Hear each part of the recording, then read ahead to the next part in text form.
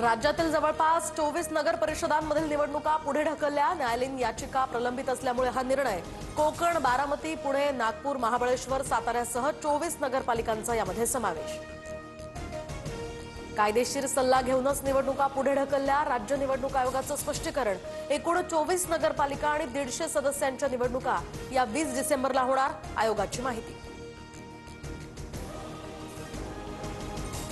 निवडणूक आयोगानं कायद्याचा चुकीचा अर्थ लावला। निवडणुका पुढे ढकलणं चुकीचं, मुख्यमंत्री फडणवीसांचा आक्षेप। आक्षेपाचं लेखी सादरीकरण सरकार निवडणूक आयोगाला देणार।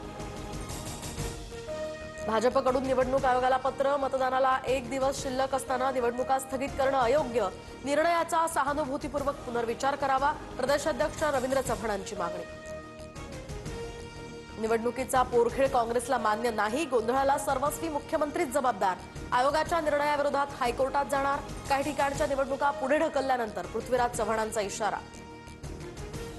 राणे विरुद्ध राणे संघर्ष होणं अयोग्य। मी चांगलं वागणाऱ्याच्या पाठीशी, चुकीचं वागल्यास सांगेन, मुख्यमंत्री फडणवीसांची माहिती। स्थानिक स्वराज्य संस्थेत शिंदेंच्या शिवसेनेकडूनच युती तोडण्याची सुरुवात। सिंधुदुर्गात शिंदेंनी ठाकरेंना सोबत घेतलं। महाराष्ट्र भाजप माध्यम प्रमुख नवनाथ बन यांचा मोठा आरोप।